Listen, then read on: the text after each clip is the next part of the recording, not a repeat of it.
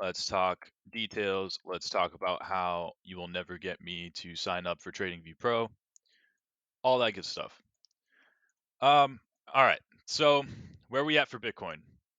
We discussed that we are in a bearish mindset, right? And the reasoning for that is because we saw signs of warning that we have really only seen twice this year, right? So now being the third time.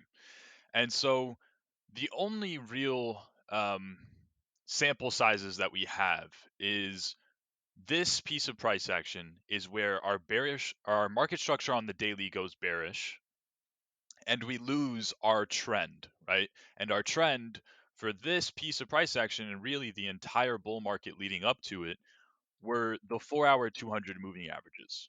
Right? So we lose the 4-hour 200 moving averages and we shift our market structure bearishly on the daily time frame, and that justifies a bearish mindset. And a bearish mindset is simply I will expect level to level to level to level to level to level to level to level towards the downside over and over and over again. I will expect it. I'm betting that it will happen, right? So bounces are likely to be lower highs, and um, moves downwards are likely to be lower lows, right? And continuation and bids lower are likely to get filled over and over and over again until something changes. And really, when this price action gets created, we came in this day, May 19th, and we said, listen, guys, this is such a crazy move. This is probably home now. We might chop in a range between 30K to 41K for who knows how long. And then lo and behold, that happens. We chop in a range for 2 or 3 months. Right, so we go from bearish to neutral. We say, yes, we are downtrending, downtrending, downtrending, and from here, once you break out above 41K, you're bullish again, and once you break down below 30K, you are bearish again. From whatever happens from this crazy consolidation that might be created, right? So we got lucky. Consolidation forms, everything goes sideways. But mind you, within this sideways, we are giving the benefit of the doubt to bears, right? We are still creating lower highs and lower lows. We have tapped this demand zone several times, whereas this one only gets tested 3 times, 4 times, right? So 6 or 7 tests compared to 4 tests and lower highs, downtrend still below the 4-hour 200 moving averages that we know and love, right? All of that justifies a bearish mindset. And a bearish mindset is just simply bounces are likely to be lower highs, supports are meant to be broken, and we will likely head to the next support, right? So when we reclaimed the 4-hour 200s, when we put in a higher high on the daily, July 24th exactly is when all that happened, and we put out a market update and we said, hey guys, the macro market environment has shifted. This has potential to be huge. If you are the person thinking, all right, maybe we go to 41K again, or if you're the person thinking, all right, maybe we go to 47K, maybe we go to 52K, maybe we see this 59K weekly supply zone tested again, maybe we see Bitcoin at a new all time high. All of those things are now more probable on July 24th when we reclaim those 4-hour 200s and we create a higher high on the daily. Now your argument actually has a foundation. You have something to build that argument upon. In order for you to come up into 41K or 47K or 52 or 59 or price discovery, you would have to reclaim your 4-hour 200s bullishly first, and you would have to break your daily market structure in the form of a higher high, right?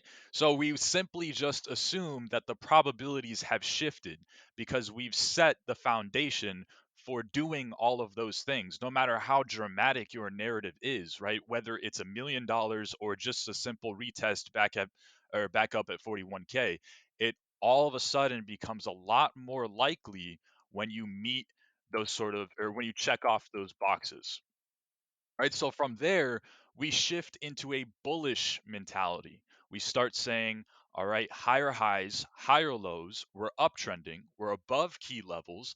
This is the exact same mindset that kept us bullish for all of this bull market and the exact top, right? We are bullish at the exact top, just as bullish as we are for this entire bull market. It's the exact same mindset that makes us flip bearish somewhere around here after we get done chopping around those 4-hour 200s.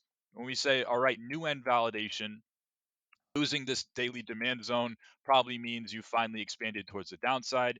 Reclaiming this supply zone probably means you're finally ready to expand towards the upside, right? It's the exact same mentality that keeps us bearish for all of this downtrend, as well as the exact bottom before the crazy move upwards. That's the same mentality that keeps us bullish for this entire run upwards, is plus 50% gain on Bitcoin into 52K before we create the second bearish price action that we've seen this year, right? The second wave of bearish price action that we've seen this year, now here present day being the third, where we're saying, okay, higher highs and higher lows above 4-hour 200s.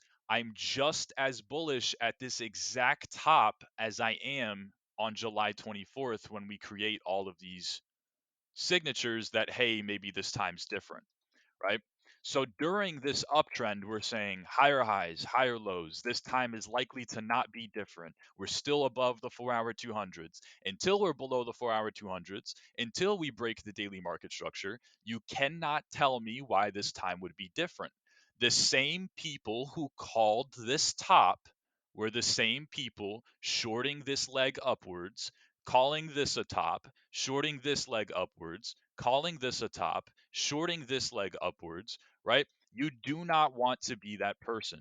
You would much rather ride the wave and be wrong once than be wrong 8, 9 times and then be right once and then tweet about it and look for some clout, right? It's not helpful. It might be cool, and that might be what attracts people into thinking that you're this genius, but is it profitable? And absolutely not. It is not profitable. So we have this mindset from July 24th all the way up into this bullish price action where we're just as bullish at the exact top as we are here. The point is, hopefully, by the time that this sh- trend shifts, that it won't matter anyways. We create the lower low, we reclaim some support levels. We say, okay, we created a lower low. We know that a lower high below here locks in a bearish market structure on the daily. So now we're at this decision point here where if we were going to continue this trend, we would hold on to those 4-hour 200s that we reclaim. We would hold on to this 47K daily demand zone. We would hold on to those hourly 200s, which are consolidating in this exact same region. So we have confluence and support.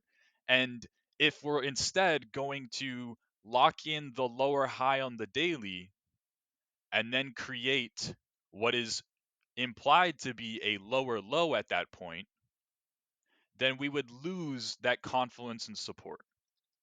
And so then we say, okay, we had a bearish shift. We want to adjust. Let's set ourselves in invalidation. Let's give ourselves something to work with. If we lose X, Y, and Z region, then that probably means lower high on the daily, and that probably means lower low into the next support level, right? Because we're justifying the bearish mindset, which is lose this support, lower low, come and test the next support. Lower high, break this support, come and test the next support. Lower high, break that support, right? Until it stops. Until it stops. So that works. We get the lower low on the daily. We get a loss of the 4-hour 200s. We get a retest of them as resistance. We get all of these things that justify the bearish mindset that we just flipped into and have rewarded us with missing out on all this pain, right? we skip out on all that downtrend. We don't participate in it. It's not fun. We don't want to participate in it. We just simply say, I will be a buyer at supports, or I'll just wait for strength to show again, or maybe a mixture of both, right? Personally, I'm a buyer at support levels on the way down no matter what. That's my take on things, but I by no means am bullish during this price action at all whatsoever. Once you lock in a higher low on the daily, you then create a higher high. You then reclaim that 47K daily supply zone that we just talked about. You're then trending above the 4-hour 200s. So all of the things that kept us bullish here, bearish here, right? And bullish prior to that, and bearish here are now no longer a valid bearish argument. So why would we remain bearish? And the answer is we wouldn't, right? We want to adjust to the new probabilities, to what the new trend is saying. And this was the result, right? So all we're doing is riding the wave at this point. And we're just saying, okay, we're bullish again. We've reclaimed key levels. We're above 47K daily supply. We're above 4-hour 200s. Our daily market structure is fully shifted bullishly. We should expect break this resistance, higher highs, higher lows into the next resistance, break this one, head to the next, break this one. Where's the next resistance? We say we don't really know. The next resistance is price discovery. Nobody knows how high this goes, right? You just want to assume higher highs, higher lows into absurdly high fib targets and ask questions later if certain things happen, if certain signs of weakness are shown. So we make that argument. We make that argument for all of that price action. We're still making that argument. Higher low. Okay, great. Daily creates a higher low. That's exactly what we expect. Lower high. Lower low. Losing the 4-hour 200s. Losing the 59K weekly supply zone. Lower highs and lower lows on every single time frame. So all of a sudden, our worst fears come true. And our worst fears are things that we've only seen happen twice this year. So why would we not acknowledge it this time around? Right? That is the justification for the bearish mindset that we're still in. And believe me, if this ends up being the bottom, we know that we expected support into support into support into support. If you are the person who wants to try and buy the bottom or be the hero or invest into Bitcoin or whatever, it makes sense to do all of those things at support. It does not make sense to buy this region and hope and pray that it is a bottom after everything that we just said, right? I am a buyer here. I was also a buyer here. I missed this time around. I kind of got screwed. My bids didn't fill, and then I canceled them, and then we bounced, and then a whole bunch of shit happened. Basically, TLDR, I missed this move. Right? Said I was going to buy supports, had a plan, and didn't get to buy my support. So I'm currently not benefiting from this most recent leg upwards. When I ask myself, has anything changed? Should I be feeling FOMO? Is this the start of a new bull market? Is this uh, the macro bottom before we see price discovery again? I cannot give you answers any better than I could have given you for all of this downtrend. And that mentality is what has us bearish for all of this downtrend and missing out on all of the pain and suffering of all the bulls who come in and try and be the hero and call bottoms. Yes, this bounce is exciting. Yes, we bounced from a support level where it makes sense to bounce from. That's exactly what support is there to do. That's what that is there for. Support is support. You're supposed to bounce from support. just like you're supposed to sell off from testing resistance. It doesn't mean that you're bearish, just like it doesn't mean that you're bullish, right? If you bounce from your support level, that's just what it's there for. So when we zoom in further, we still want to ask ourselves, has anything changed? And currently, we're bearish retesting the 4-hour 200s. We're still holding on to a lower high on the daily, right? So has anything changed? And we just created a lower low. So we're bouncing from a lower low into what the daily is telling us is going to be a lower high. We're still below the 4-hour 200s. We're still below the 59K weekly demand zone.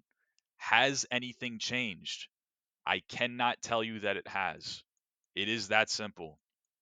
I can also tell you, if we were going to see a crazy move up into price discovery, if Bitcoin goes to 100K this year, if Bitcoin sees hyper Bitcoinization and we see Bitcoin just get used as the global currency and it goes to $1 million and everything only goes up and the dollar fails and all that bullish narrative, you have to break the daily market structure first. You have to reclaim the 4-hour 200s first. You have to trade above the weekly 59K supply zone first. Once you do all of those things, then you can make those arguments. Hey, maybe this time's different. Hey, maybe we see a push up into 63K. Hey, maybe we see a new all time high. Hey, maybe we see hyper Bitcoinization or whatever the hell it's called, right? Where Bitcoin becomes the global currency. That's where you want to start making those arguments, not on what's supposed to be a lower high into a major decision point into resistance, right? It's the exact same mentality that we used for all of this uptrend. We're now just flipping it. It's the exact same mentality that we used for all of this downtrend. We're now just sort of falling into the exact same pattern, right? It's the exact same mentality that had us bullish for all of that uptrend. It's the exact same mentality that has us bearish for all of this downtrend. And it's the exact same mentality that has us bullish for all of this bull market. How low does this go? Is this the bottom? Do we reverse from here? I have absolutely no fucking clue. I can't tell you. I don't know because I'm not willing to try and be the hero buying bottoms, right? And betting on probabilities to not play out in what they're telling me are more likely to play out, right? I'm not willing to be that person. If that's what you're looking for, you're in the wrong place. I hate to break it to you. I am bearish as I'm buying this support. Had I bought this support, I'm still bearish as I'm doing so. I am bearish as I'm buying support. I am bullish looking to trade the trend on the way up. The mentality that has me bearish at the exact bottom is also the same exact mentality that has me out of all that pain and suffering and misery on the way to creating the bottom. That's the point. I'm here to put my reputation on the line and be bearish at bottoms. But mind you, if a bull market gets started again, we will most definitely be on the right side of it. 100%. The worst thing that could happen for Bitcoin to, and I'm not saying for Bitcoin in general, I'm saying to my personal portfolio. The worst thing that could happen is a reclaim of this region, of our trend, of our support or resistance into support, into a new uptrend on the daily, only to either break down again or chop and do nothing. Kind of similar to how we did in April and May, right? Where we assume downtrend from here and we say, okay, so we're bullish again, right? Then we break down again, so we're bearish. And then we say, okay, wait. We just flipped. We went from using 4-hour 200s as macro bottoms for the past 8 months to then seeing them get used as a macro top for this couple weeks, right? And seeing them get used as major resistance for that local top, and then saw them get used as a little micro bottom for a couple days. To now we're flipping, right? We're flip flopping over and over and over again. Wait, we're bullish. Wait, we're bearish. Wait, we're bullish.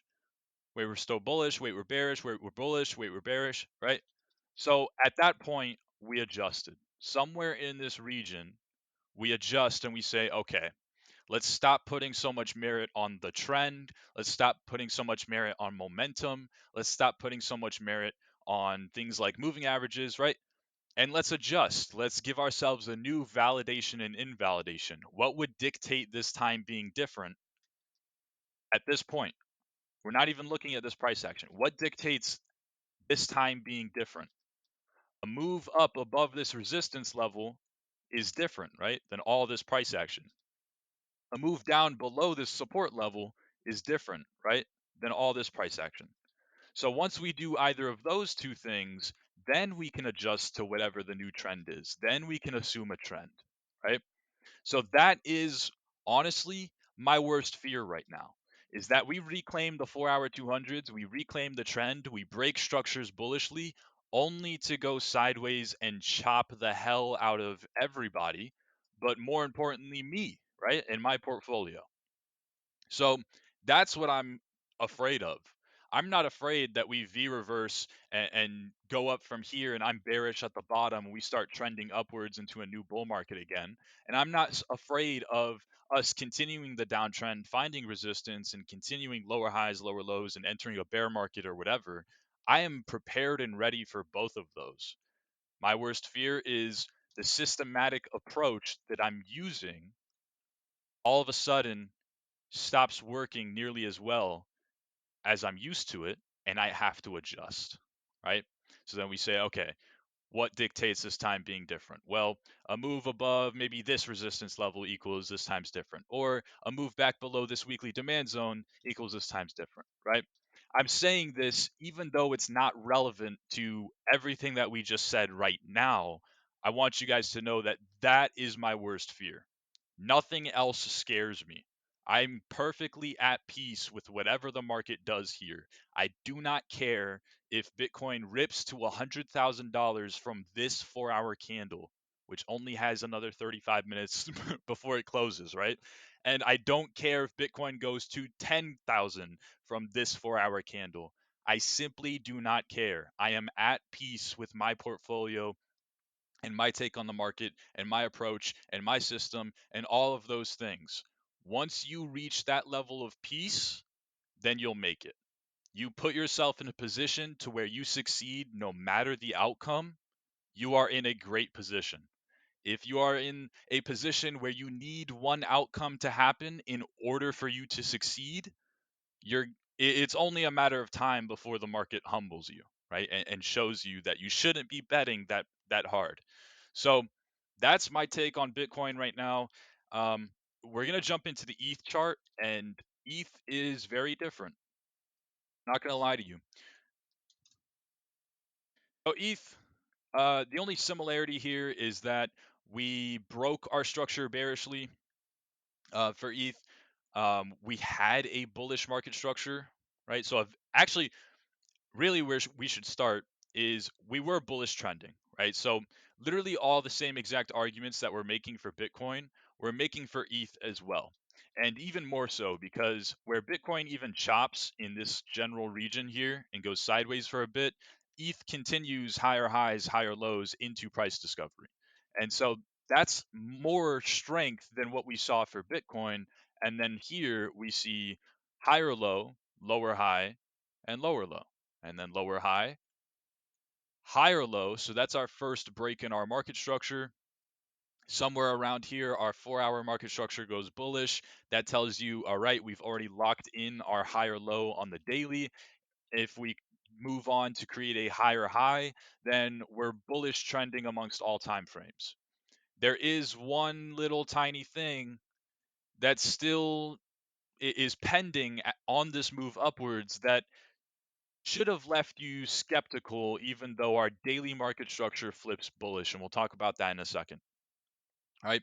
But from there, we break the structure once again into a lower low. And so now it really just starts to look like we're kind of chopping. Right. So we'll draw this out on the lower time frame. I think it's a lot cleaner. But we have resistance, resistance, support, support, support, and support. Right. So we're kind of just going sideways at the moment for ETH. I think that's more so the mentality that we want to adjust into, and if we break down from there, and if we break out from here, that'll probably dictate the new trend for Ethereum, right? Rather than, oh, wait, the daily market structure is bearish. Oh, wait, we're bullish again. Oh, wait, higher low. Oh, wait, lower low. Oh, wait, higher high. Oh, wait, lower low again, right?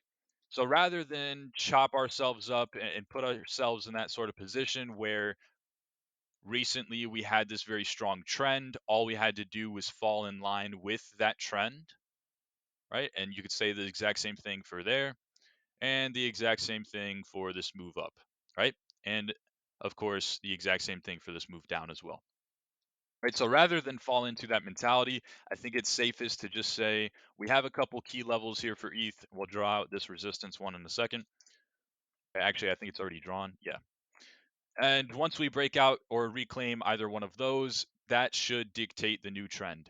Don't pay attention to the 4-hour 200s too much on here, I wouldn't say. Historically, they get very well respected, right? So we were using them kind of in the same way that we were using the 4-hour 200s for Bitcoin. We were saying, they act as macro tops, macro bottoms, that sort of thing. And really, since this move, they haven't been respected nearly as well. Reclaiming them as support sees this crazy move upwards, but we never even tested them as support. So are they relevant to current price action? Yeah, you could argue it because of these moves, but I think we can use something a little bit more fitting. I'm going to zoom into the 2-hour, and the other way you could do this is look at the 4-hour time frame and look at 4-hour 100 moving averages. And I would put more of a focus on the 2-hour 200s or 4-hour 100s, however you want to think about it, for the local price action. And when I say local, it's still pretty high time frame, right? Because we're talking about the past 2 months, but it's a lot more relevant locally. So we're using local pretty broadly there because it's still high time frame. Right. So that high time frame trend, local bottoms the entire way through, and we kind of start to chop for a bit on these lower time frames and say, okay, how do we know this time's different? Once we break out above that resistance level, it's go time again. And if we lose this support level along with our 2-hour 200s, which have been the local trend, then this time's different and we can assume downside into level, lose this one, into level, lose this one, into level. Repeat that mentality over and over and over again until strength is shown. What is strength? My definition of strength is you won't find it in the Oxford Dictionary, right? My definition of strength is reclaiming key levels and shifting your trend bullishly. If you do both of those things, you are strong. You are uptrending. You are threatening uh, resistance levels getting tapped. You are threatening higher highs. You are threatening higher lows. Maybe even in ETH's case, you are threatening price discovery. Did you do both of those things in this price action? My answer is no. You locked in higher highs and higher lows. You shifted your structure bullishly. Did you reclaim the key levels? In this case, the key levels are 4,500 supply and 2-hour 200 moving averages. Did you reclaim all of those things? No? Okay, so you're not strong. That, that's as simple as it gets, right? So here, you are most definitely showing more strength, is what I would argue, than you showed here. But have you shifted your trend bullishly yet? Well, we just said now the new trend is sideways. Rather than sit here and assume a market structure and put ourselves in a position where, oh, wait, East bullish. Oh, wait, lower low. Okay, so we're bearish. Okay, lower highs. So we're definitely bearish. Oh, wait, higher low. Oh, wait, higher high, right? Instead of do that, let's just say, okay, above 4,500, higher highs, higher lows, we're bullish again. At that point, these are curled upwards, we're uptrending, we're probably good for more price discovery. You can dust off those rocket emojis and pull them out. We likely go to 4700 supply zone. Above there probably sees price discovery, right? Because there's not much here stopping us from a new all-time high. And on the flip side, if we lose 39, what is this, 3950-ish region, then we probably continue expanding towards the downside, and that overall bearish market structure, bearish trend stays true, right? And we just continue breaking down. And this was a fluke, and maybe in hindsight, this is a fluke too, and we just continue with that curled over momentum, right? So then in hindsight, this consolidation would be fuel to the fire, or you could also argue this consolidation has the chance to be the sort of foundation for a macro reversal, right? So now we're in a position where ETH is stronger than it was for obviously when we're strongly downtrending, but is it strong, right? So if we're thinking about this in arbitrary numbers, right? When your momentum is sideways, what's your probabilities, right? When the trend is sideways, when your moving averages are sideways, and price action is chopping, when we're just in a range and we're going sideways, what are your probabilities? I can't honestly tell you that it's 50-50, but in my head, that's how I kind of process it, right? I just think about it as 50-50. You want to know if we go up or down on ETH? Great. Flip a coin, guess heads or tails. Heads equals up, tails equals down, and whatever it says, make your bet. It's basically the exact same thing, right? That's how I'm thinking about it. If we're strongly uptrending, what are the chances that ETH sees this crazy macro reversal and just dies and we enter a bear market? I can't tell you that it's anything worse than 60-40, or I should really say 40-60. It's a low probability that that happens. Right? It's more probable that we just continue doing whatever the current trend is. So if we're strongly uptrending, I'm not going to tell you it's 50-50. I'm not going to tell you it's very likely that we enter a bear market. I'm not going to tell you any of those things. When we're downtrending, I am going to tell you those arguments. I am going to tell you that it's more probable that we enter a bear market, or we see a negative 40% drop, or a black swan event, or maybe ETH goes to zero. Whatever your narrative is, I'm going to tell you that it's a higher probability of happening. So, a very high probability compared to 50-50, you have shifted the environment pretty significantly, but it's still not enough. It doesn't necessarily mean strength, but it does mean you have shifted the probabilities, right? So, very likely to happen, and 50-50, I like 50-50 a lot more, right? In terms of, do we continue downwards or not? So that's how I'm kind of thinking about ETH right now. I would really just pay attention to 4,500. If these 2-hour 200s are maintained, great. If we continue finding higher highs and higher lows along them, amazing. If we eventually break out above 4,500 and we create another higher high on the daily, amazing. We likely see more strength into 4,700, reclaim that price discovery, and then you can pull out your rocket emojis and whatnot and likely ride what is the new trend. If we get chopped up some more, then we'll say, okay, good thing we adjusted. We're not going to go, absurdly bearish, but we can anticipate chop from range highs into range lows, and then from range lows into range highs until eventually we get a decision. So that's how I'm going to look to trade ETH. And we will say straight up, right? ETH BTC, or ETH is much stronger than BTC at the moment. And again, while BTC is strongly downtrending, ETH has a 50-50 sort of probability, right? And you can see that on the ETH BTC chart.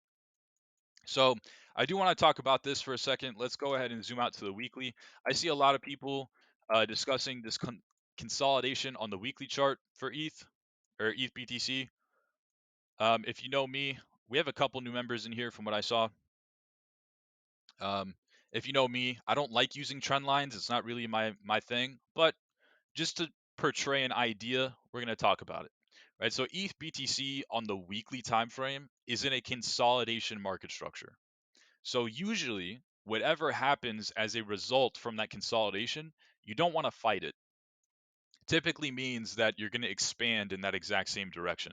I think we saw something similar to ETH BTC or on ETH BTC.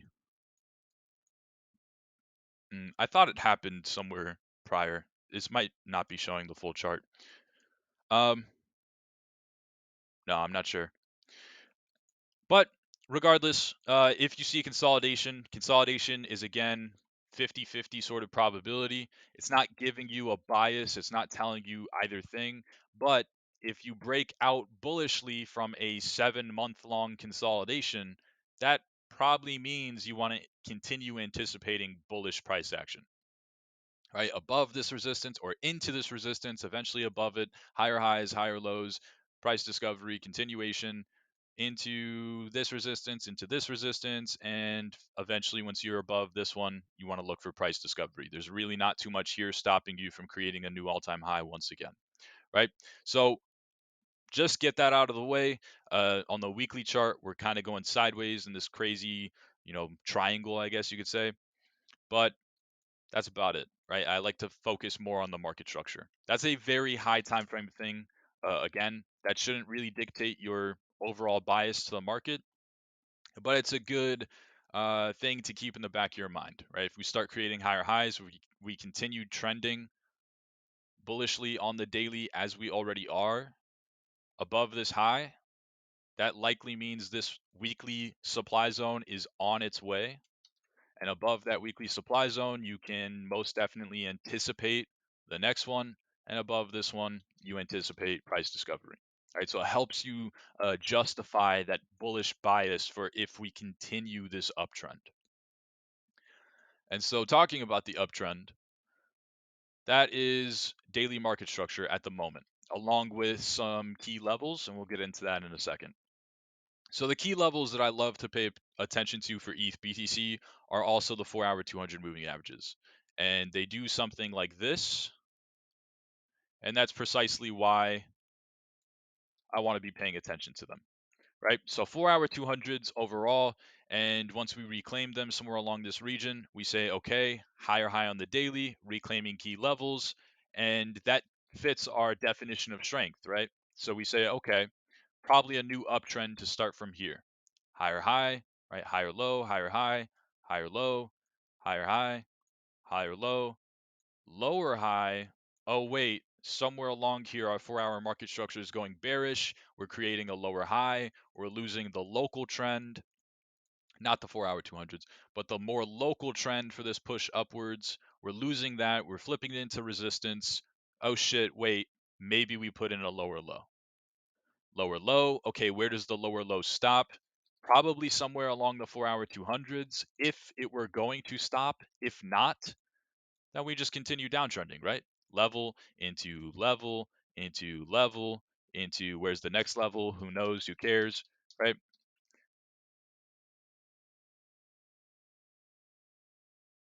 So 4-hour 200 moving averages, macro bottoms for a lot of this price action. You're zooming out all the way back into August. Bottom, bottom, bottom, bottom, bottom, resistance, resistance, resistance, resistance, and flipping them, right? Higher high on the daily, reclaiming support, momentum shifting sideways. Sideways is much better than heavily bearish. Higher low, higher high, higher low, higher high, higher low, right? All that uptrend. Finally, we lose the local trend, something like hourly 200s or whatever it was. I can't remember off the top of my head. And we eventually make our way back down into 4-hour 200s yet again. So then we say, okay, we're not bullish, right? Because the trend is bearish. We're not bullish at this bottom. We are bearish because that is the trend. But speculative buyers, and we discussed this as price action was here, speculative buyers who want to come in and buy what might be a bottom, if you can justify it with a pretty good risk to your reward, or reward to your risk, I should say, then this area makes sense, right? We know that the 4-hour 200s have consistently been macro bottoms and macro tops. So if we were going to smack this, or see this downtrend smack its face on heavy support and shift into a new uptrend, as we did, then 4-hour 200s make sense for that to happen. Had we lost the 4-hour 200s, we would have just said, oh, okay, well, the daily told us expect lower highs and lower lows anyways. So now we'll just look for this support level and the next support level and the next one after that. Right? So eventually, smack your face on a heavy support and your daily creates higher high, higher low, higher high, higher low. So what are we expecting? A higher high, right? We even back tested a 4-hour supply zone into demand. We're probably writing some sort of trend, like hourly 200s, if I had to guess, something along those lines. And has that changed even with this ugly wick? No. Right? Did that change with this ugly wick? No. Did that change with this move upwards into what was a higher low? No. Did that change with this one? No. Right? So why would I assume it changed here? I can only assume it changes if we lose that local trend, we break that daily market structure bearishly, right? And then we can say, okay, 4-hour 200s, we either smack our face on those and then continue that uptrend, or we lose those and then we say, all right, ETH BTC is macro bearish. We can look for it to fill out the rest of that consolidation triangle. So maybe we say, okay, this arbitrary trend line that we drew on our chart, maybe we'll look for it down there, right? You can do all of those things, but until then, has ETH BTC done something different that it hasn't done on this run upwards to justify you being bearish on ETH against BTC? My answer is no. It is that simple. We use these as a higher low on the 4-hour. We use them as a higher low again, or really lower low, sorry. But we back tested this demand zone and we tested our trend and we held it.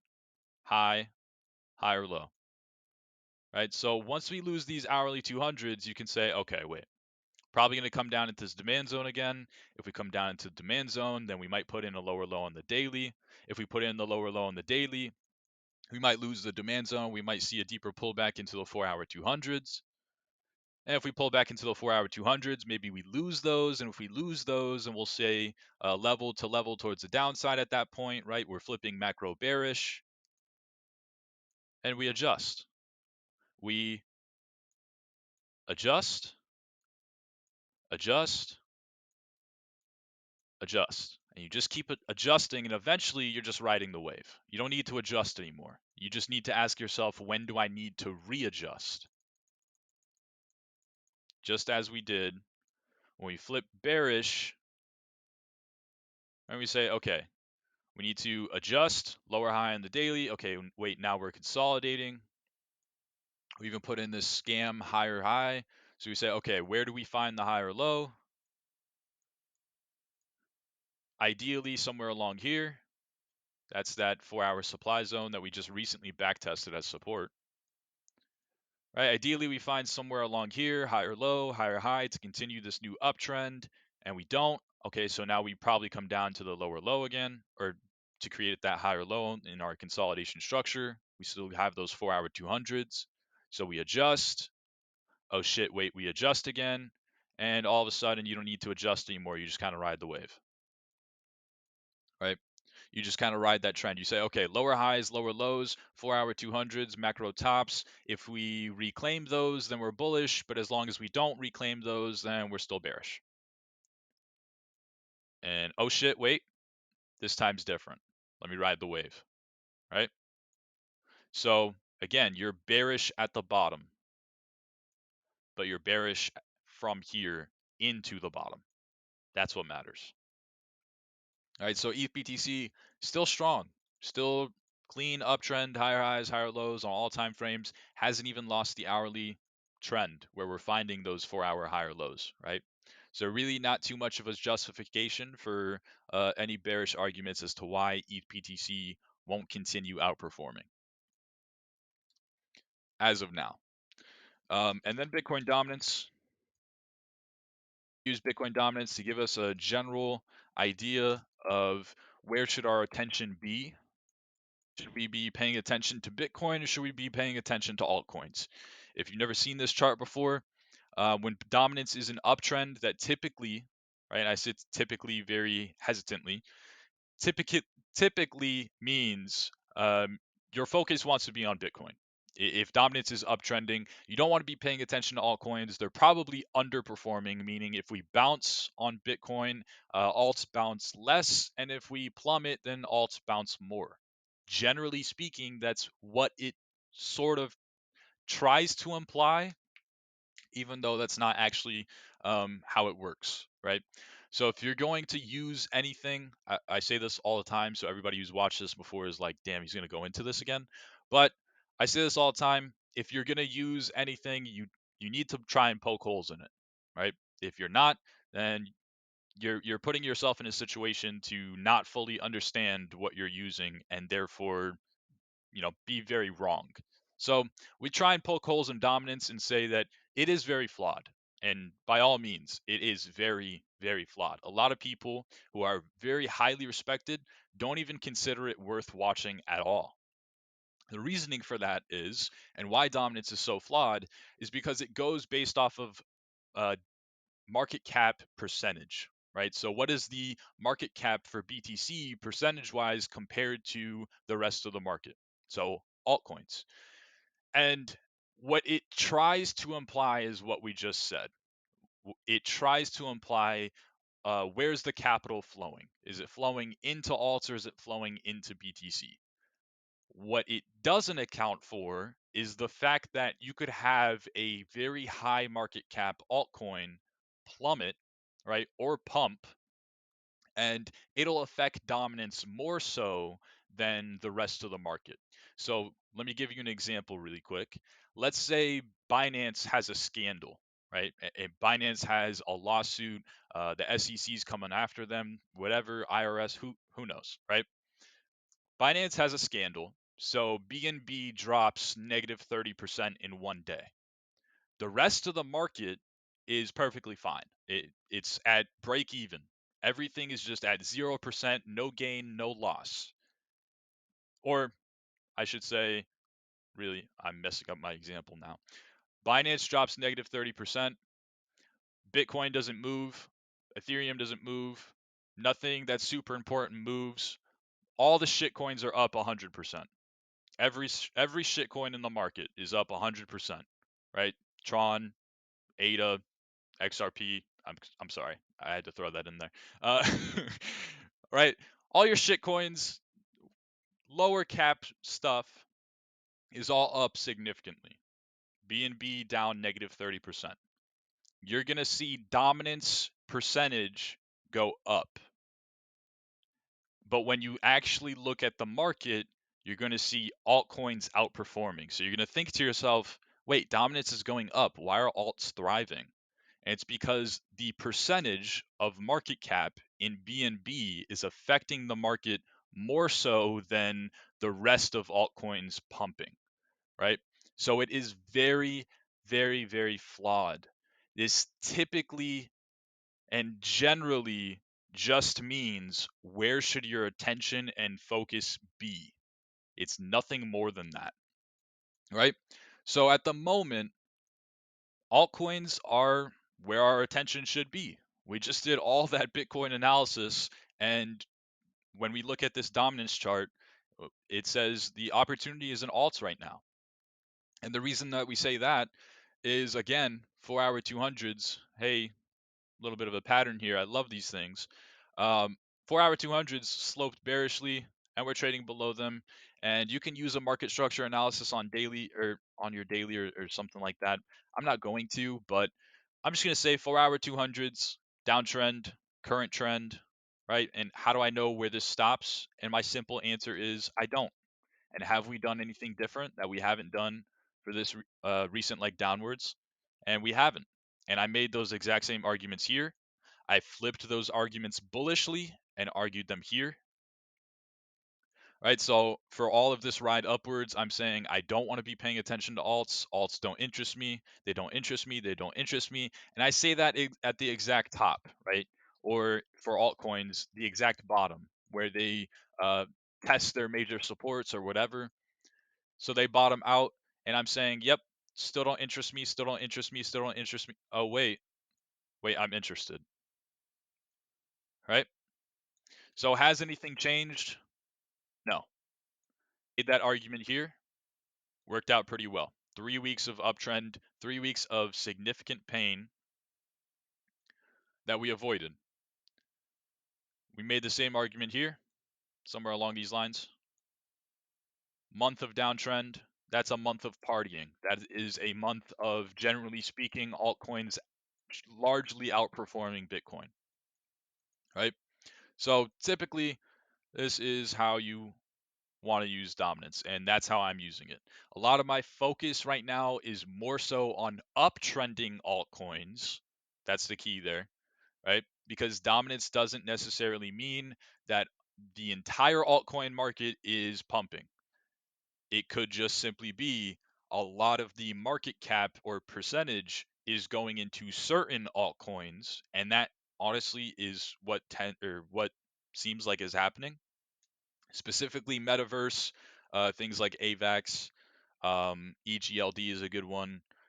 Anything that's strongly uptrending and is showing strength while Bitcoin dominance is going down, you have my attention. I will be a dip buyer on supports. I will be trading the trends. I will be betting on higher lows. I will be doing all of those things. And I'm bearish on everything else, right? Anything else that's downtrending, not interested. So that's my rambling for today. So for anyone who's new to these live streams, I typically ramble for 30, 45 minutes. In this case, it was 54 minutes. And then I just let you guys take over. So from here, feel free to send in your requests, anything that you want me to take a look at, any comments that you have, any questions for me, any of that stuff, and we'll go ahead and look at it. Savvy Ward says, very informative. Thank you. I appreciate that. First live stream. Got a live stream virgin here. Luna USDT, request for RSR and Luna. Nice. You shorted Luna. Okay. I was going to say, I feel like people want to go into stables USD right now. And Luna's burned. If people do that, be careful shorting it. It's got some tokenomics unlike others, but when market crashed in May, Luna's was destroyed due to those tokenomics. Okay. Maverick talking some speculative fundamental analysis. Definitely not my forte. Dreams USDT. That's a cool ticker. All right. Let's look at Luna. Let me take a sip of water really quick. These live streams take a lot out of me, man.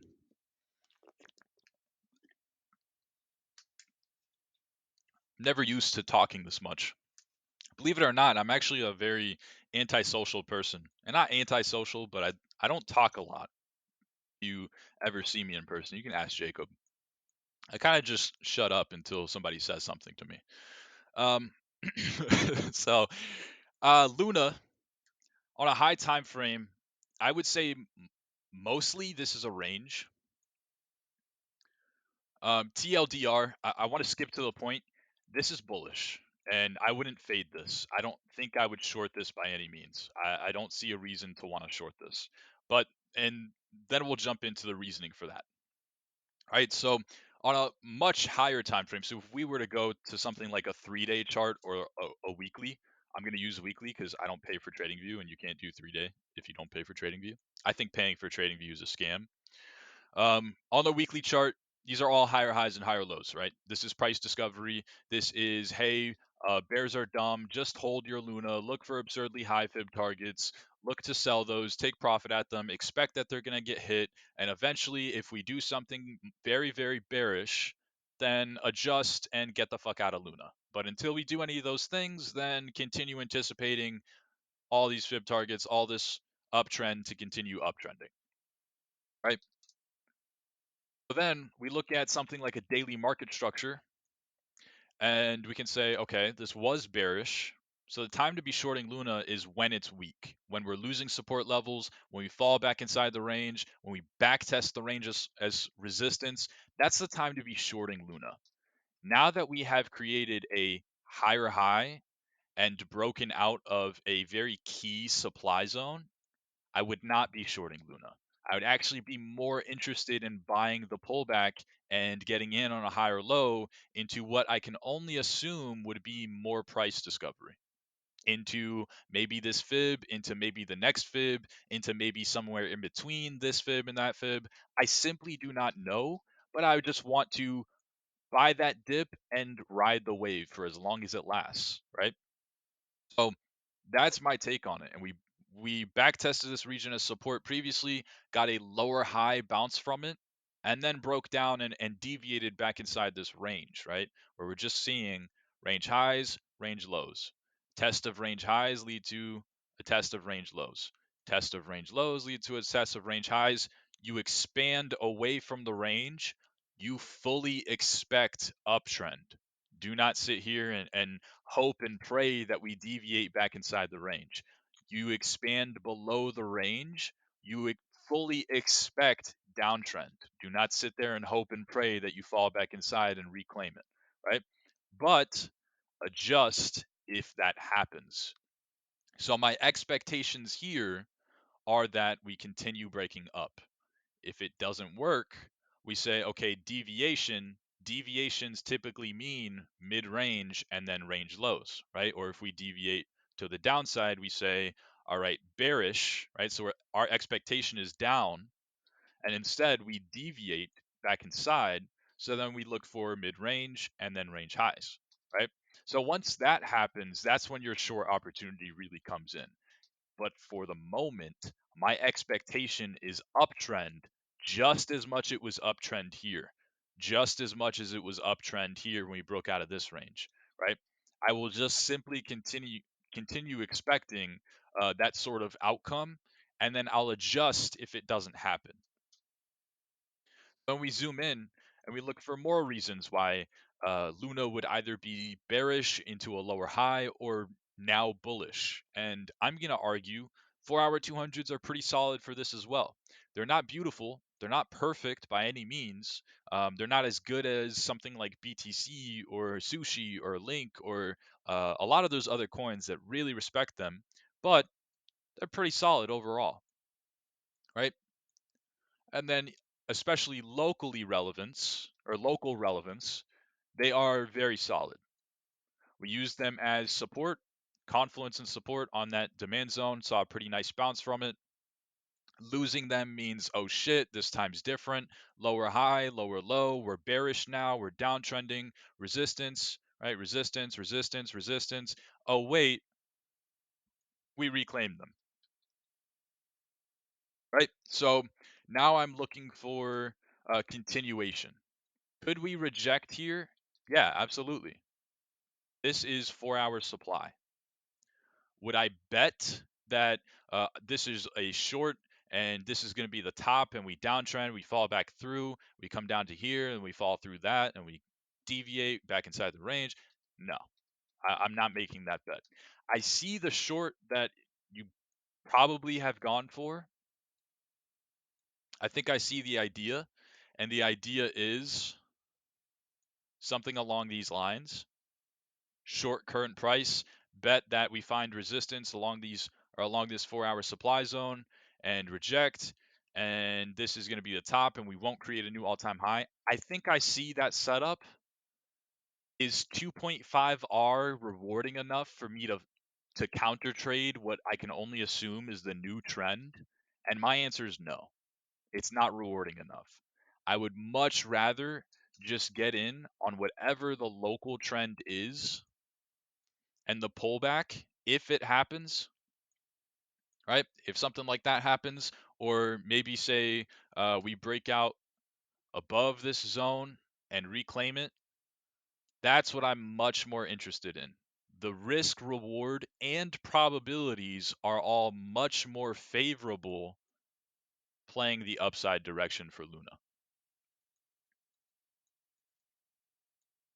right? Or something like this, You see a pullback into the support level. Maybe you have hourly 200s to go along with that. You have those 4-hour 200s that are probably in that region as well. You have a ton of confluence and support,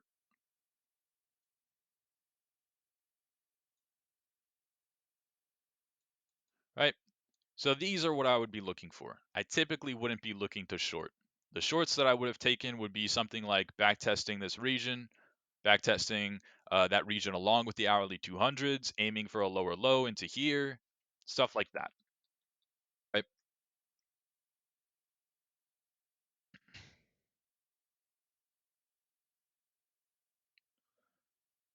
Let's see. There's something else. Oh, RSR.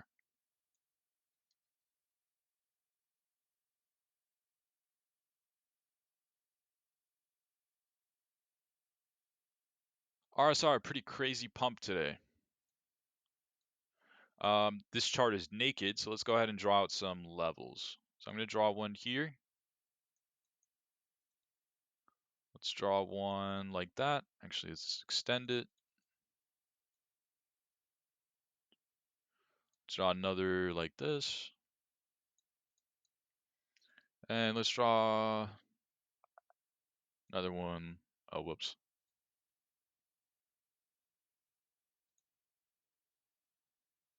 Something like that. So these are the levels that I'm working with for RSR. These are all daily levels, and then you could probably argue there's something here too. That looks pretty good. Um, these are all the levels that I'd be working with for RSR. So simply put, this is pretty choppy. There's not much going on here. I would say above this region probably sees expansion to the next, and below this region probably sees expansion to the next, right? In the meantime, you're working with this level and this level. If you want to, you buy here, you sell here. You buy here, you sell here. You buy here, you sell here. If you lose this region, you get the fuck out.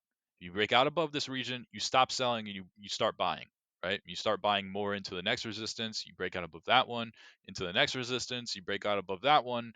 You're in new all-time highs all of a sudden. Price discovery, higher highs, higher lows.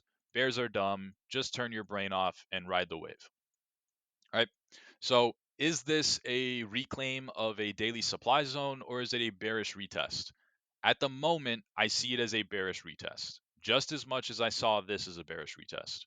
Right? If we start to reclaim it on something like our 4-hour chart, or ideally the daily chart, and that would be maybe breaking out and then physically seeing a daily demand zone get tested on the daily time frame.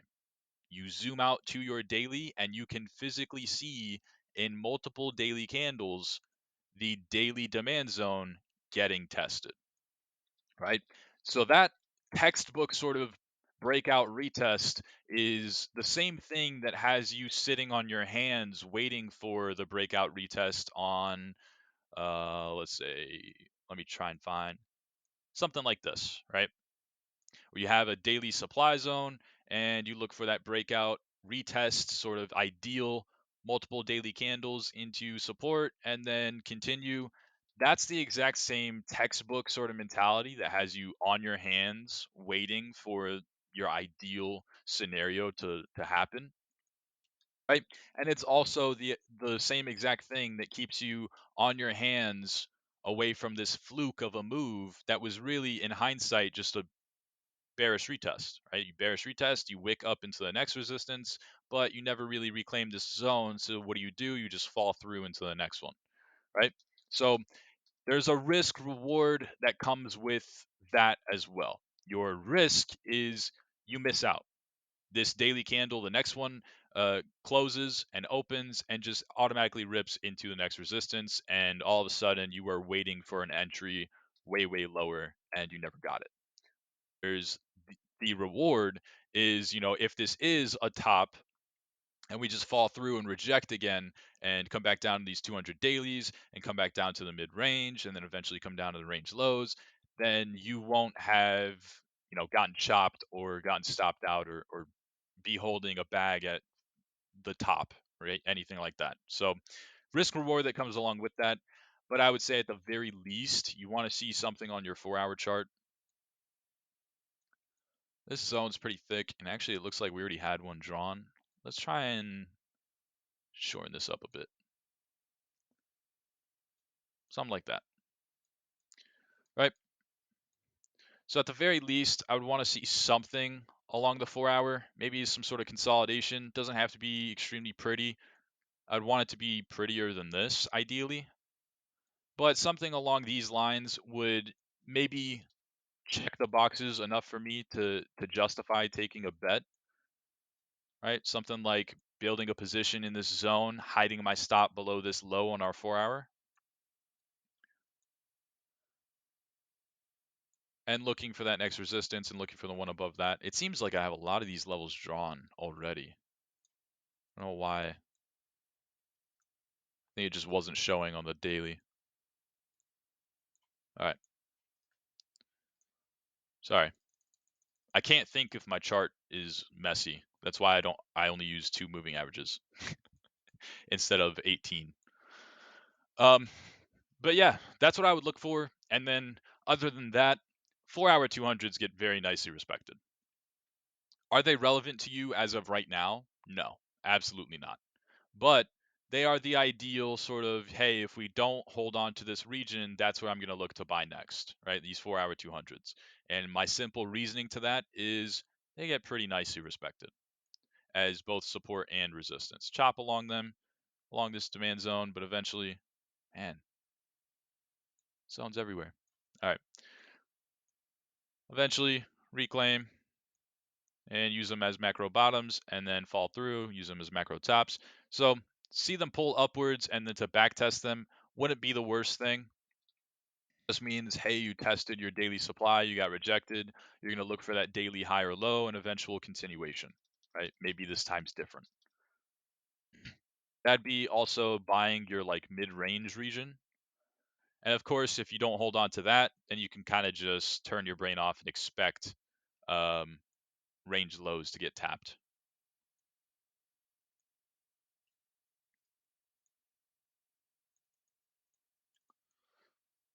So that's what I'd be looking for RSR. Let's see what is the current move upwards finding a trend along, if anything. It might even be something like 1 minute 200s, something stupid like that. Right? 3 minute, 5 minute. Yeah. This is just absolutely parabolic. In all honesty, the only way you catch this move is if you're bag holding RSR for all of this downtrend and you just don't care, or you positioned yourself along this support ahead of time, right? You bought the support, you just said, all right, support is support. I'm going to buy support because that's what it makes sense to do. Support is there to be bought. But we're downtrending, so maybe we break down below this range and head to the next support. Well, I'll buy it again, right? And that mentality has you a buyer here as much as it has you a buyer here, as much as it has you a buyer here at what is pretty close to the bottom, right? And it has you a buyer on the way down, and it has you a buyer at what is currently the local bottom, right? So that's really the only way that I see that you caught this, or you are genuinely zoomed in to something like the 1 minute chart or 3 minute chart, something stupid like that, losing your mind, driving yourself insane, trying to catch these moves on RSR. Which, there's a risk reward that comes with that too. Yeah, you caught the move, but I mean, you're gonna strain your eyes, you're gonna lose your sanity, all that stuff. So is it really worth it? I can't say that it is. RSR bag holder right here. Well, there you go. You caught the move. That's all you needed. Dreams USDT. Who is this? Sunny Day. Sunny Day, are you in here? Yeah, you are. I don't open DMs in the middle of streams because on YouTube recordings, you see my entire screen. So right now you can only see my trading view screen, but if you go watch this on YouTube, you'll see my Discord chat, you'll see everything. So I won't open DMs in case it's personal. So if it's not personal, meet me here in live stream chat in Discord. I will tag you in case you don't know where that is. That's if it's not personal. If it is personal, then I'll get to you after the stream.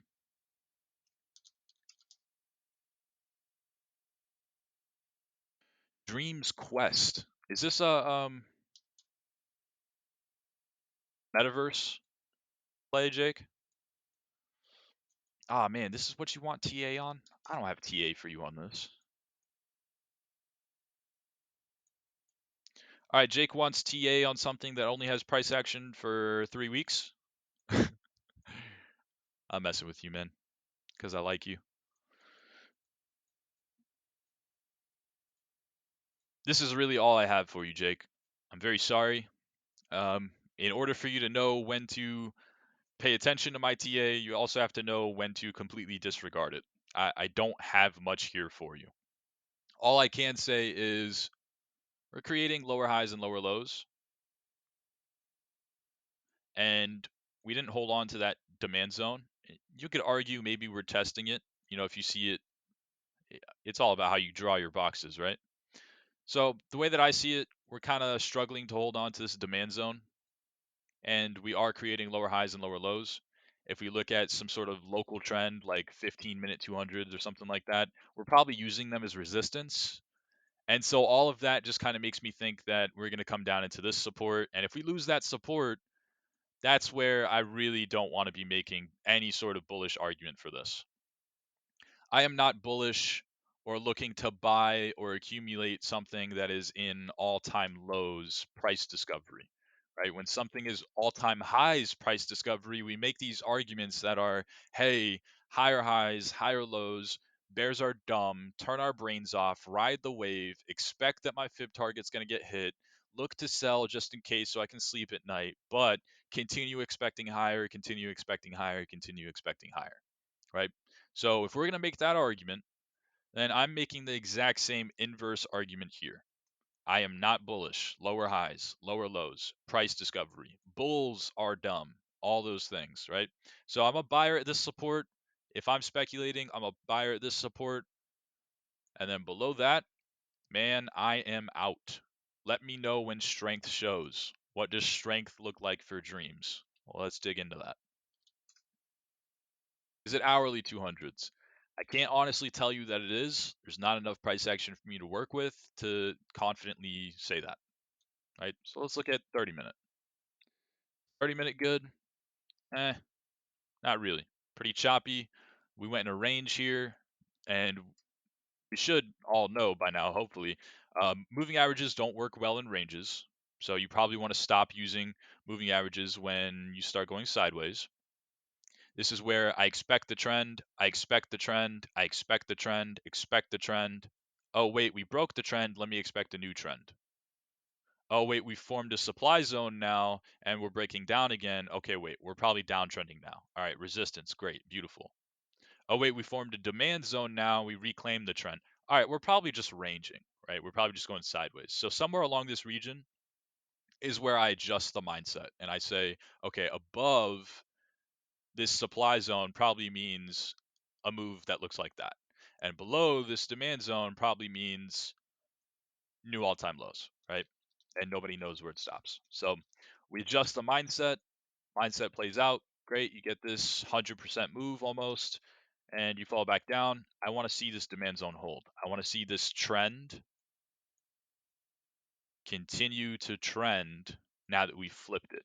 And we didn't do that. Instead, we kind of just flipped it again and fell back through. So now I'm labeling this as a deviation.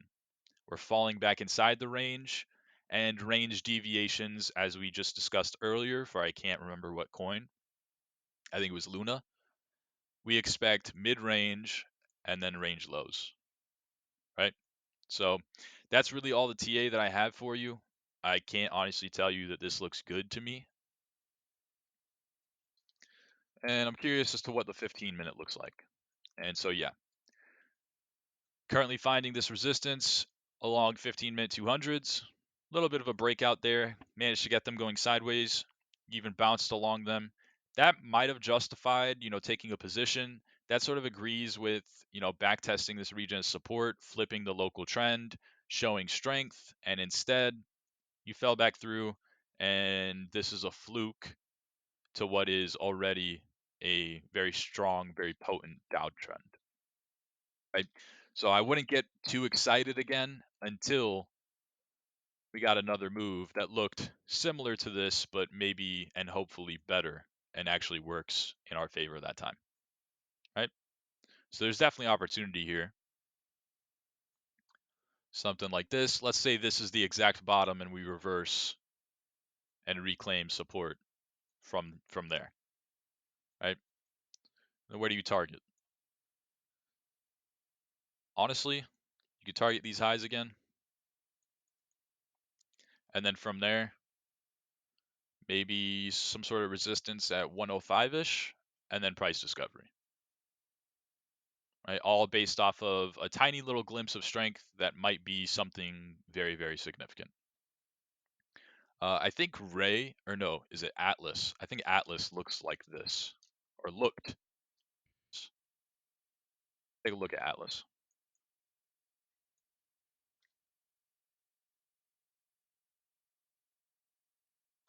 Right, so mind you, I'm a bag holder of Atlas, and I bought Atlas at 8 cents on the way up, right? Bag held it, just kind of holding through this bear market, all this downtrend. By no means, while I'm bag holding Atlas, right?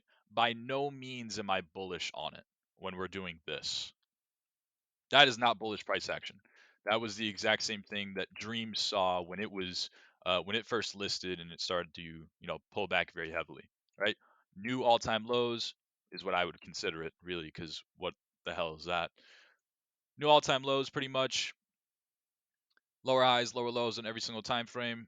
Very ugly price action. Come up into this resistance level or the supply zone, get rejected. Lower highs, lower lows. Eventually form some sort of range. This is the time where I say, okay, that's different. Had we fell back through, I would have said, okay, that's a deviation. Let me look for mid-range and range lows again. And eventually we continue uptrending, right? So some sort of key sign of strength for dreams, kind of similar to what we saw on Atlas. You could say 4-hour 200s. I think there was a more local, more relevant trend. Maybe hourly 200s, perhaps. Right? It's not the prettiest thing by any means. Probably go with hourly 200s.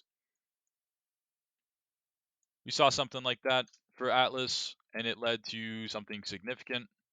Reclaim them, get them slope bullishly, break out above the range.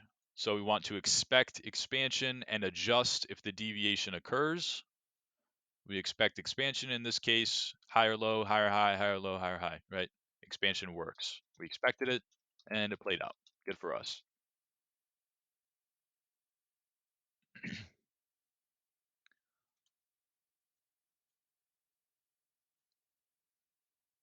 Mana USDT.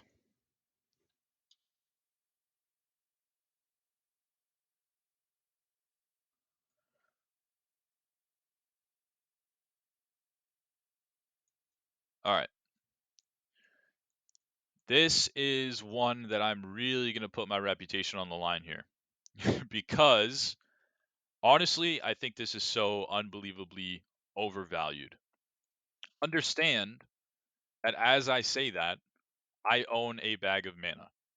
I own a bag of Engine. I own a bag of Atlas. I own a lot of these metaverse bags that I have been taking profit on the way up into price discovery. I only recently positioned into mana a couple weeks ago, and I'm selling fib targets just like I will for everything else, but I'm not bearish. Notice how on the way up into price discovery, higher highs, higher lows, when I'm saying bears are dumb, I'm selling. I'm taking profit, right? So that I, as Mercury, can sleep better at night knowing that if this sort of move happens, I don't have to sit here and say, oh shit, was that the top? Is this going to reverse? Are we going to come back down to my break even? Are we going to see a liquidation event? I don't have to have those fears. I just sell fib targets. That's how I justify taking profit. Ask questions later, and if in the meantime the trend is lost, I'll just simply stop assuming that the next fib target gets hit. And if I stop assuming that the next fib target gets hit, then why would I still want to be in mana? And the answer is I wouldn't, right? So if the trend changes on me, I just get out of my position. So right now I'm in a position in mana, and it's working pretty well for me. I have been in this position since I want to say this move, somewhere along this region. Bought a bunch of engine, bought a bunch of mana, assumed that price discovery would continue. Why did I assume that? Because we're creating higher highs and higher lows on the daily. Bears are quite literally dumb right now. Every single push upwards, they scream, "Oh my god, this is a macro top. Oh my god, this is a macro top. Oh my god, this is a macro top. Oh my god, oh my god, oh my god, oh my god, oh my god." Right? They've been screaming that for all this move upwards. Truthfully, this is so parabolic that the only way you catch this is if you're already pre-positioned into mana. Again, market doesn't always work out the way you want it to. But eventually, you start to go sideways, form a new trend. Once you can determine what that trend is, that's now your ideal entry zone. It's also your invalidation. If you lose the trend, right, if you lose your ideal entry, probably means the market is shifting on you and you need to adjust the mindset. If everything is still, right, if every box is still checked green, then there's nothing telling you to assume why this time is any different than this time, which would be any different than this time, or this time, or this time, or this time, or this time, right?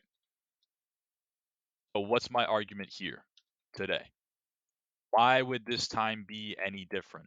If we're still creating higher highs and higher lows on the daily, our 4-hour market structure just recently shifted bullish, and we're still trending along the hourly 200 MAs and using them as a macro bottom. Why is this time different? I don't have an answer for you. That it's that simple. Even though before we even looked at this chart, I said, "Wow, I think this is very overvalued." That doesn't fucking matter. I don't care how overvalued or undervalued you think something is. Are we going up or are we going down? Mana's going up. I want to continue anticipating that it's going to continue going up. It really is that simple. Strength is strength for a reason. If you start to show signs of weakness, adjust. You're no longer showing strength.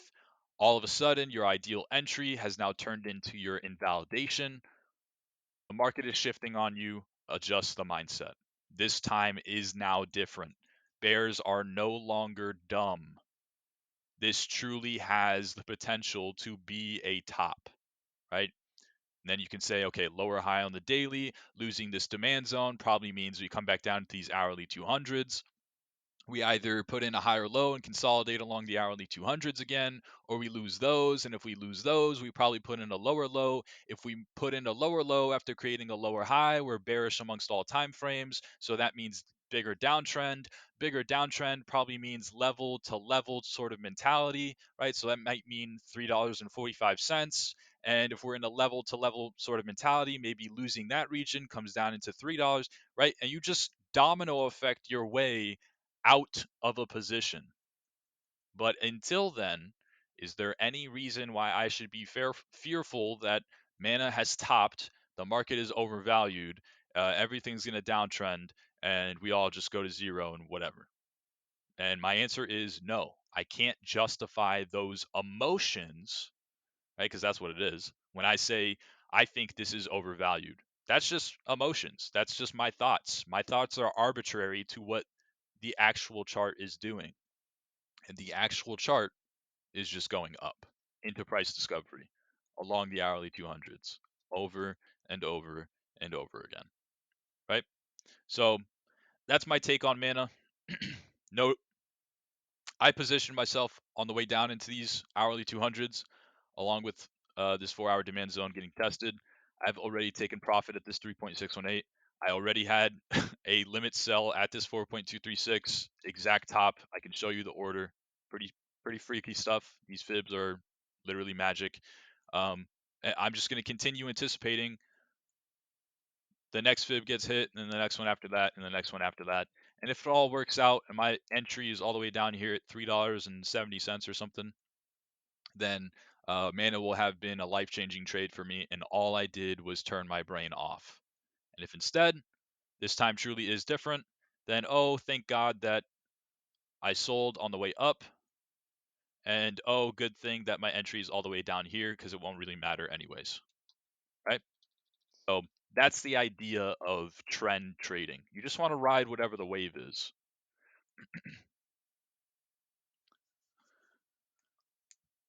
FTM BTC and then ICP USDT. I kind of have I have BTC is what I almost said. I have PTSD from ICP because when it was going into new all-time lows and it had dropped negative 90%, everyone's saying, "Oh my God, Merc, should I buy ICP?" And everybody's requesting it, and everybody wanted to see the chart, only for it to drop another negative 90%. I mean, it drove me crazy, man. You guys drove me crazy during that time. But I don't think it's in new all-time lows now. So, crypto boss, your request is justified. But you guys definitely drove me crazy for a little bit there. Much love though. It's all fun, you know. I say that I'm annoyed by it, but um, I would miss it. All right, FTM on a higher time frame. I don't really have too much for you to work with. There's probably some 4-hour demand along here, 3200 ish. Now that I look at it, but for the daily, I don't really have too much for you to look at. Right, daily market structure. Is it bullish? Is it bearish? I'll say bullish. Higher highs, higher lows, and then you could see this as, is that technically a higher low? Looks like it. Or you can see it as this is the low, this is a lower high, this is a lower low, this is a higher high. So I guess it really does matter how you want to view it. But I think that zooming into a lower time frame is going to give you more insight than whatever you're looking at on this daily. So let's go ahead and do that. All right, so now that we have zoomed in, let's go ahead and draw some local levels before we get into an analysis. So that's that 3200 zone that I was talking about. And we could argue probably something along these lines as well. Maybe somewhere along here. Maybe pull that out. And I'll say another little hourly supply zone or so, somewhere along there. So we have our levels to work with, 3200 and 4400. And we have our trend. 4-hour 200s, beautiful macro tops and macro bottoms. Is this time different as a whole when you're looking at this move? My answer is yes. Yes, it is different. And remember, there's a way to see that daily market structure as, okay, we're bullish, we're bullish, we're bullish, we're bullish, we're bullish. Oh, wait, lower high. Maybe we put in a lower low, right? So maybe that is the right market structure analysis to be making. But nonetheless, I would put more merit on this 4-hour chart and say, oh shit, we're trading below the 4-hour 200s. They're now sloped sideways, even threatening bearish momentum. And we haven't seen that since early August, right? And that exact same thing that we haven't seen since early August is the exact same thing that kept us bullish since early August. So is this time different? Yes, yes, it is. What does this time different uh, potentially result to? Well, maybe a drop into 3200, right? Maybe a further drop into, there's another 4-hour demand zone here. Further drop into 2500, maybe a further drop into 1600, maybe a full-blown bear market, maybe FTM goes to absolute zero. I have no clue, absolutely no idea. All I know is I don't like participating in any of that. So this time's different. I want to get out. If I'm looking to invest in FTM and buy back whatever I got out, right? My approach would simply be, all right, well, I'm going to buy support levels. Buy this support, buy the next support, buy the next support, and expect downtrend in the meantime, right? And if instead, had we never came to my entry or my bids and we show strength, and remember, strength is high, higher low, higher high, reclaiming the trend, reclaiming the supply zone. We show strength, I get back in. I cancel my bids. I say, oh shit, I got out here, we invalidated, but in hindsight, it wasn't really anything too crazy, so let me get back in. Right?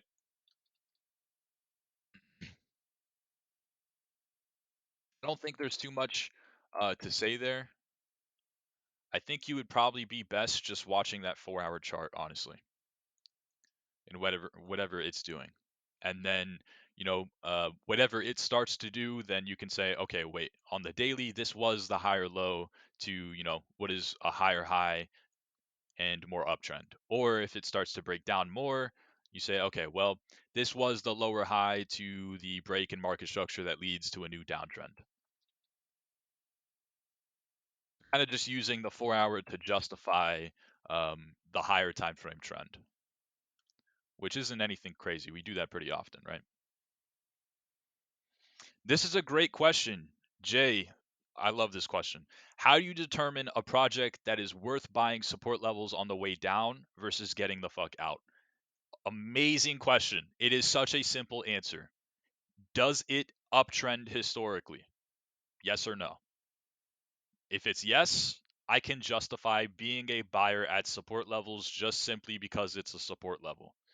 So the only thing that I personally can justify that with is Bitcoin and ETH. If that's not true for you, if you love sushi, if you love I shouldn't have said sushi, not the food, but the actual coin. If you love sushi, if you love Link, if you love BNB, if you love Sol, and you can justify being a buyer at support just because you either like the fundamentals or you think historically it has proven to you that it's going to continue uptrending for the rest of forever, right? Then by all means, be that person. Be that investor, dollar cost averager mentality, buyer of supports during downtrends, holder, right? That diamond hand hodler, and I'm gonna buy more Chad, right? Be that person. The only thing that I can honestly say that I will do that with is Bitcoin and ETH. You won't catch me buying the dip on anything else, right?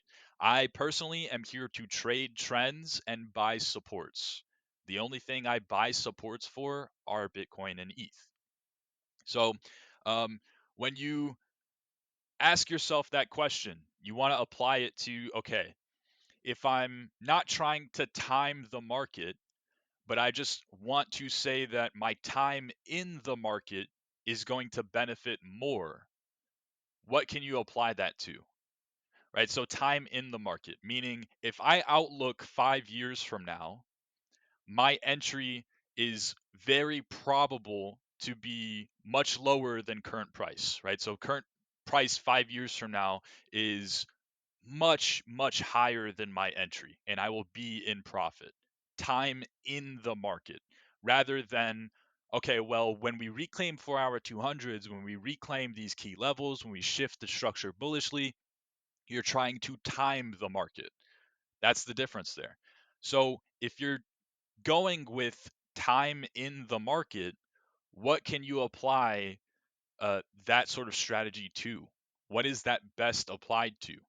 Things that have historically only gone up since inception, right?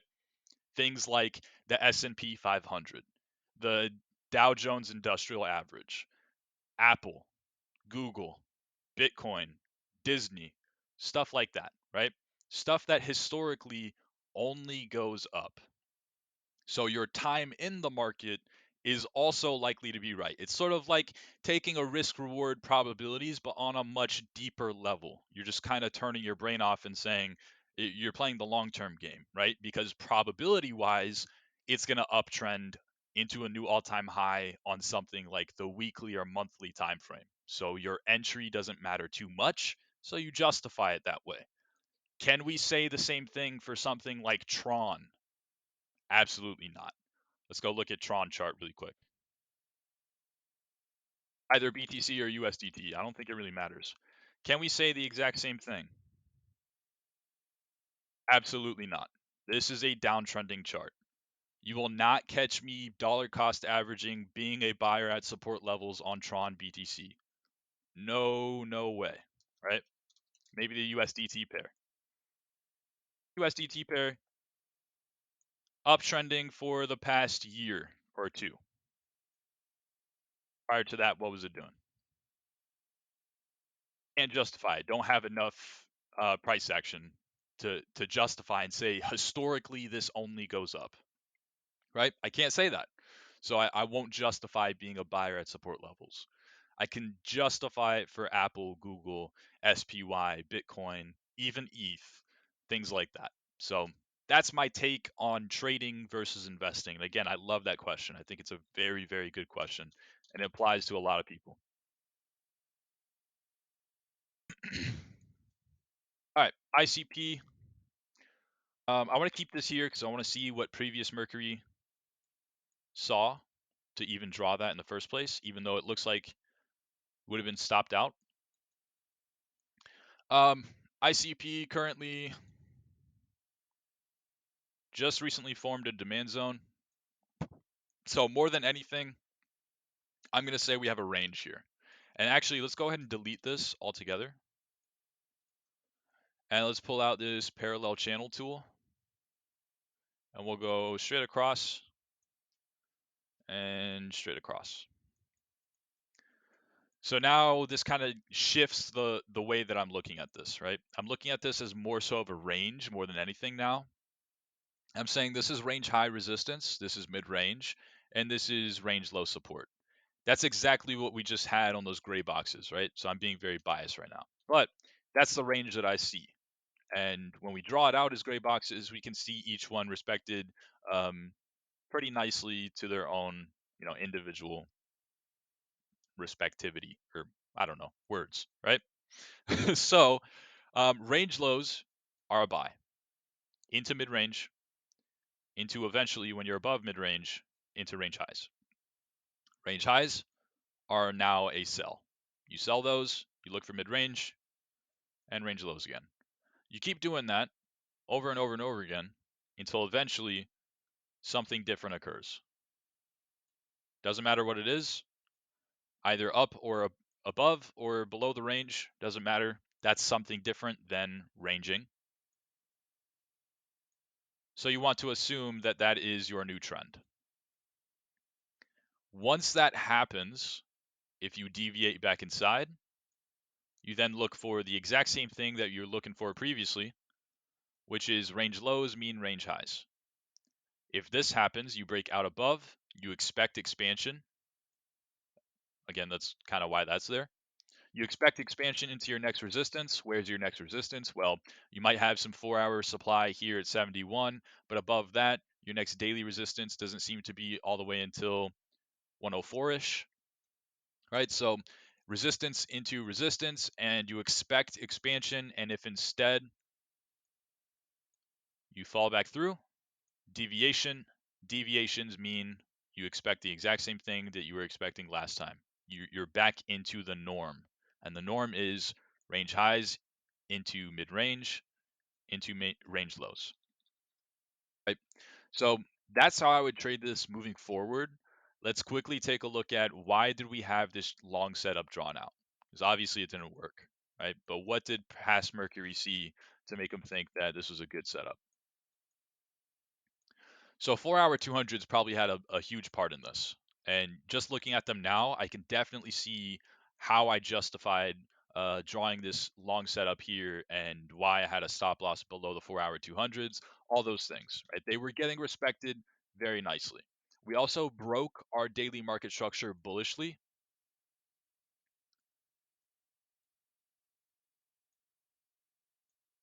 So into a higher high, which we hadn't done before.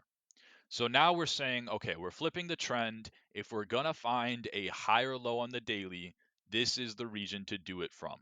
This is our ideal sort of, hey, get in, buy the pullback, buy what is likely to be a higher low, if a higher low is created at all, and look for continuation into this 4-hour resistance and continuation into 104-ish, somewhere along that region, once that 4-hour resistance breaks.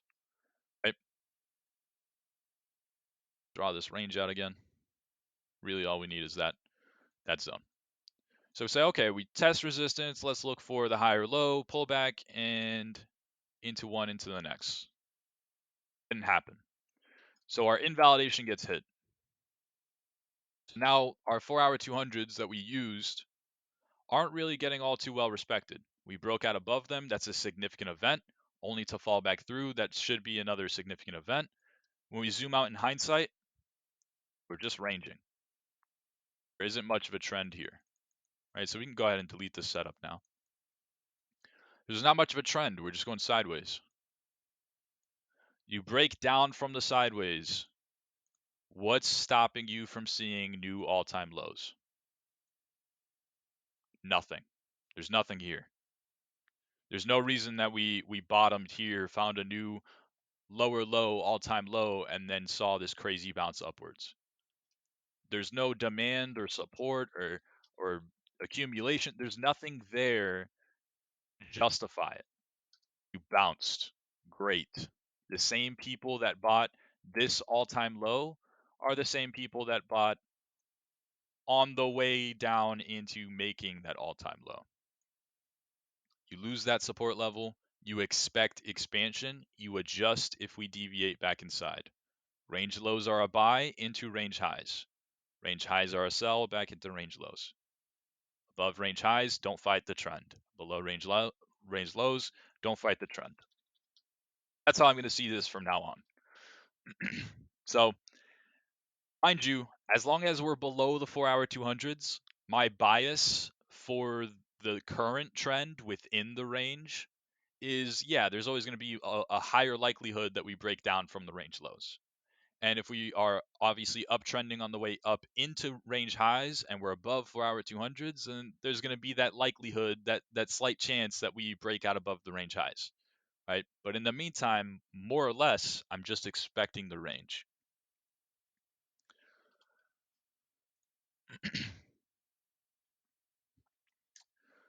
All right. I think that's everything. Was tagged in altcoin VIP. Let's see. Sorry if you DM. All good. Sol USDT. Oh, no worries, man. You don't have to apologize. Sol USDT and then CGG.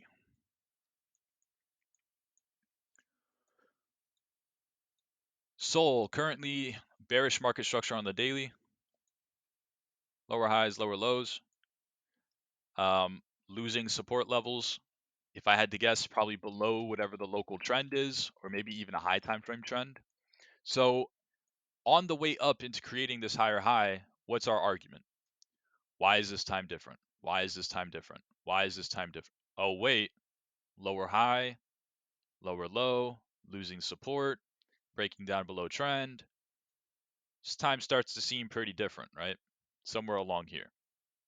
Maybe this time's different. Lower high into lower low, losing support levels, breaking down below 215, demand zone, all those things. So maybe this time truly is different. If this time is different, what does that mean?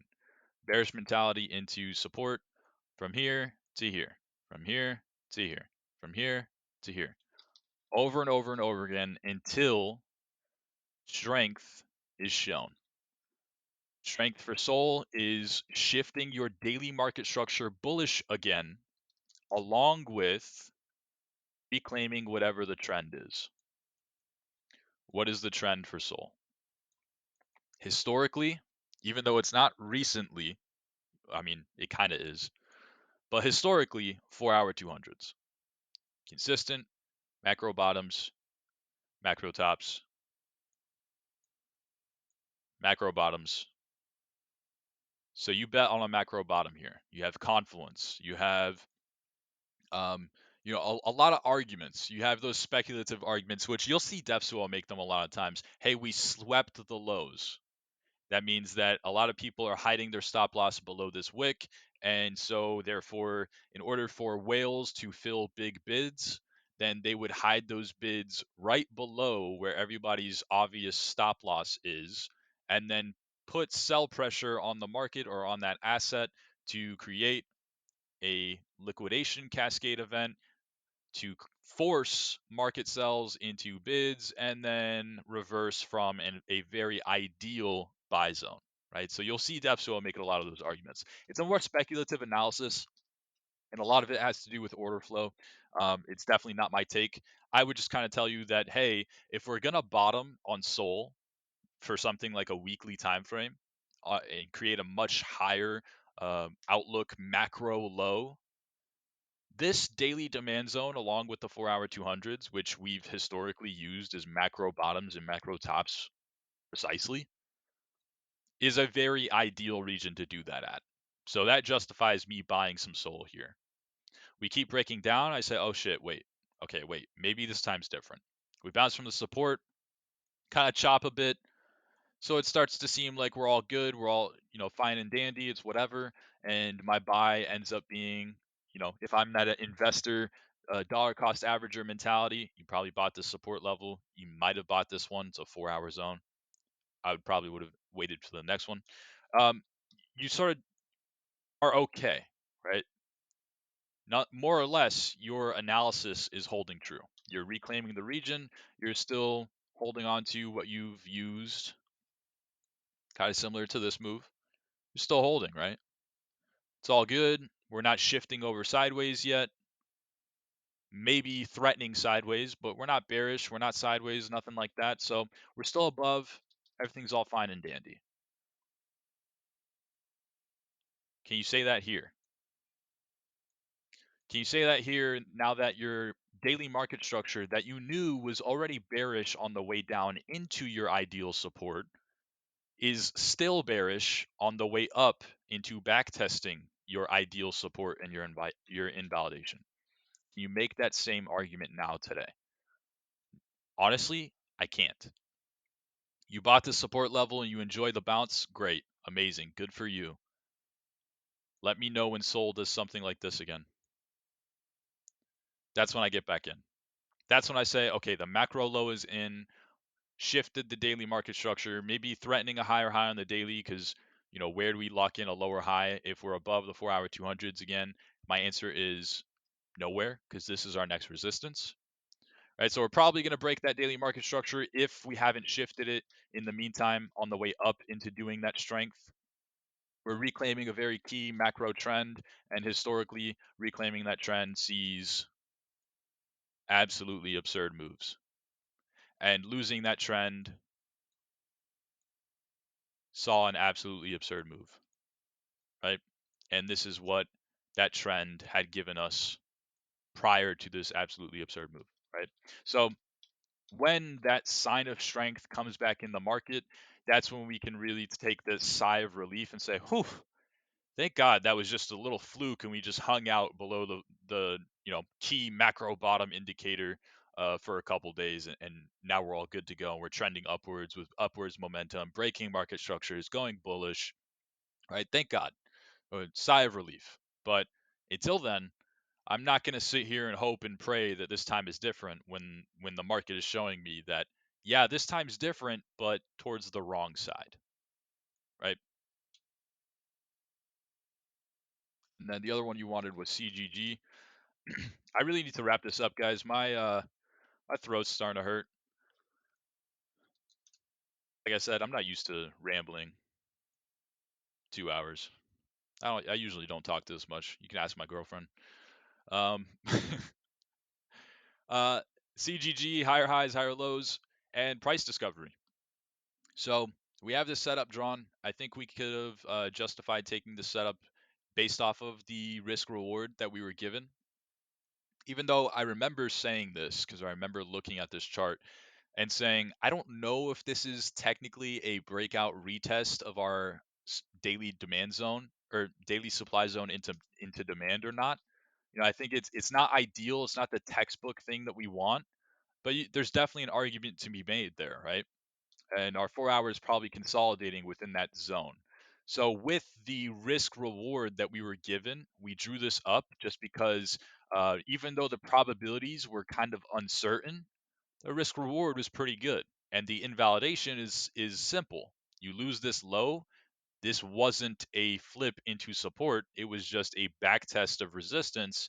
You take 1 R loss on the chin and you lick your wounds and you get over it and you look for the next trade.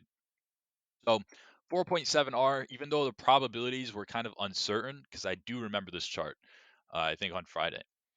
Even though probabilities were uncertain, risk reward was good. And if you know me, you know that setups are a mixture of probabilities and risk reward, and a lot of other variables that you can't really, um, what is the word? They're not tangible. So I mean, probabilities and risk reward aren't tangible, but other things like opportunity cost and whatnot. So something like, hey, instead of buying on this dip where or at these lows and then putting my stop loss here, let me buy on the breakout upwards. Well, what happens if the breakout upwards happens when you're sleeping? Or what happens when we break out upwards but we don't pull back and test that demand zone? Because there is a demand zone here. 4 hour demand zone. What happens when that breakout doesn't come back and test that demand zone for your higher up trade and you just miss it, right? So that's stuff too. But nonetheless, drew out this setup, working out pretty well. And again, I'm not the one to fade this. You will not catch me bearish on CGG as long as we're still above key levels. We're still uptrending on virtually every time frame right now. We're going up into price discovery. If anything, this fib is more likely to be